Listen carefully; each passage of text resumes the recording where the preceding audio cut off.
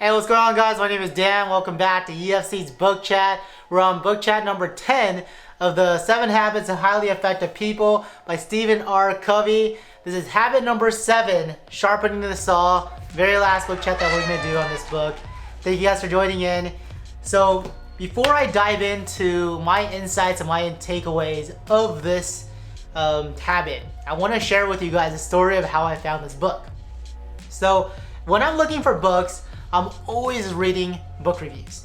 And I was reading one of these book reviews, and the person reviewing the book said that you should definitely like and subscribe this video, and as a sign of thank you, here's a picture of a goat. Aww. Cool.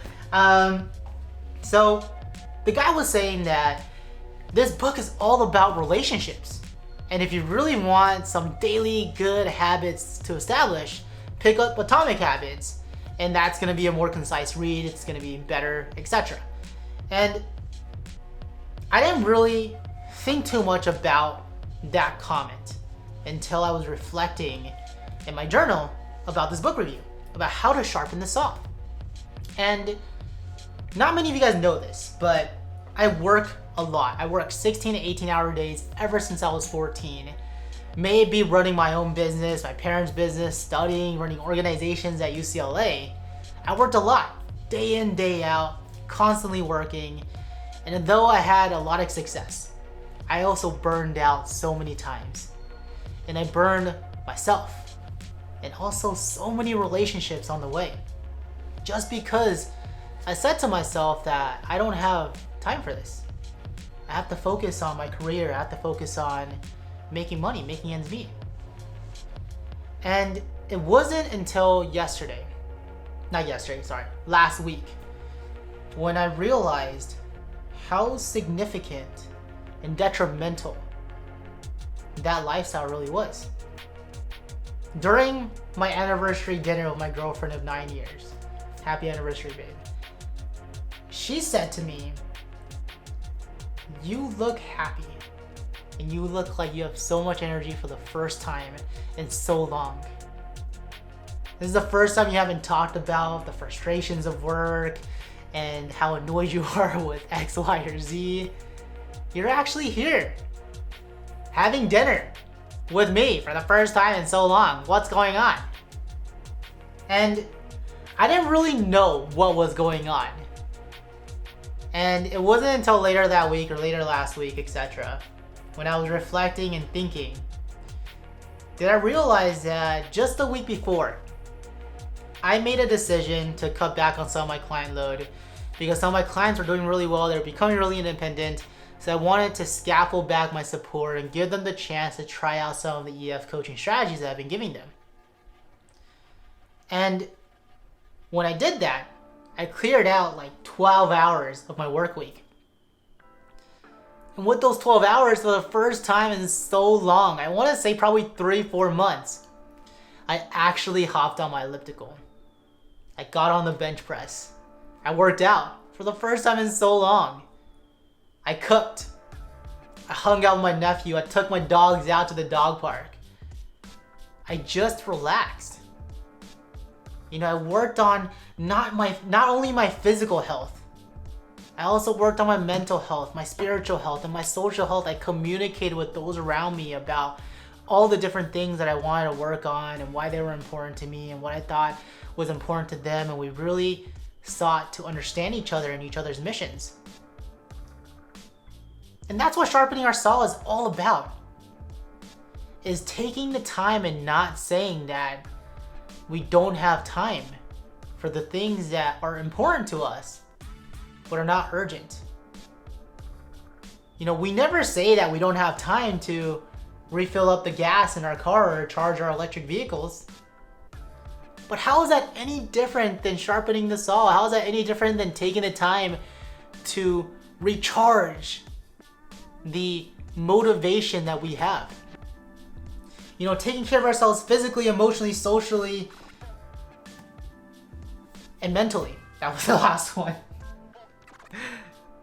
Is essentially refueling ourselves, refueling our motivation. That is the essence of sharpening the saw. And yes, Is this book all about relationships? 100,000 gazillion% of course. It is all about relationships. But I would argue that there's nothing wrong with that. I would argue that so much of our day-to-day lives we neglect some of the two most important categories of relationships that we can possibly have as human beings. The first one is what Dr. Covey calls as our our private victories. Not gonna mess up a second time. It's what Dr. Covey calls our private victories. Right? The victories with ourselves, the relationships with ourselves.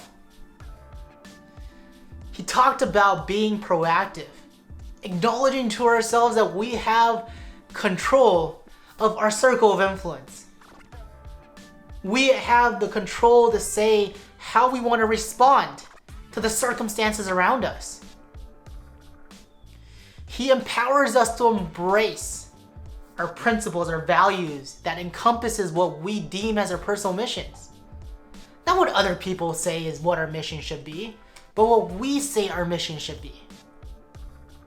And he tells us that in order to really have those private victories, we have to allow our week to week, our month to month, our day to day goals, activities, missions to be driven by our principles and our values, what we really hope to leave behind.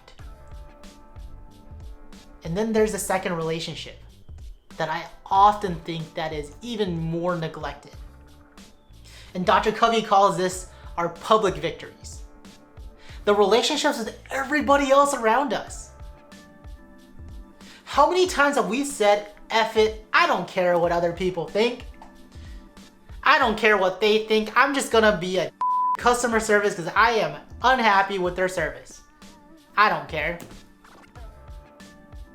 How many times have we said that it's okay for me to treat my partner like SHIT because I just ain't feeling it today? How many times have we said, our bosses understand us or our employees understand us, they suck, blah, blah, blah, blah, blah. Dr. Covey talks about how important it is for us to have the realization that when we go into any kind of conversation with anybody else around us, how significant it is to have a win-win mentality. That everybody can come out of the situation as winners, beneficiaries to whatever we create. How important it is for us to truly listen, truly understand before we seek to be understood. Take the time to listen, take the time to really understand. And by doing that, we're allowing them to feel like it is okay for them to take the time to understand us. And when we do that, we create this magical, synergistic communication that allows us to do something amazing, way better than what we can do by ourselves. So, is it bad that this book is all about relationships?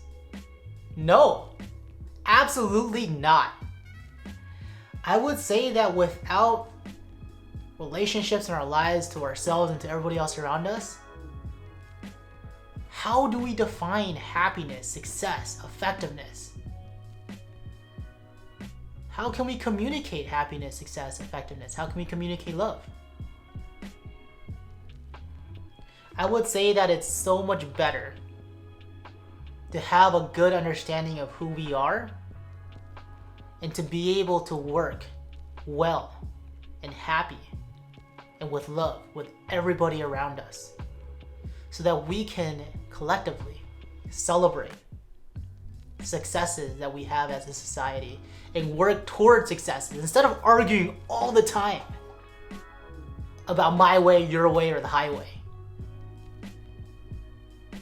So I hope you guys found that valuable. If you did, please like and subscribe. I'll talk to you guys later in the next book chat. Talk soon. Bye.